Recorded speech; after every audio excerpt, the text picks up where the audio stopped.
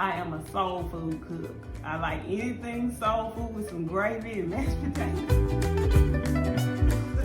So I am a soul food cook to the heart. And so cakes is one of my favorites.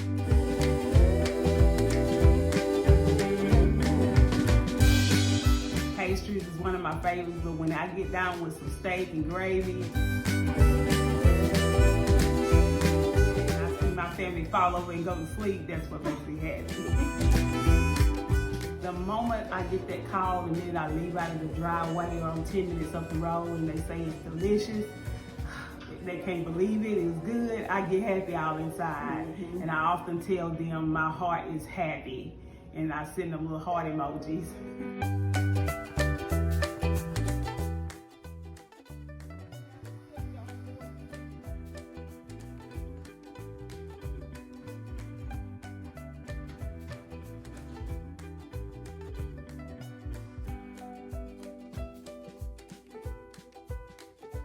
I want my fans to be encouraged on a daily basis that whatever they dream about, whatever they believe they can do, to just go for it and be it and do it, and it will come to pass.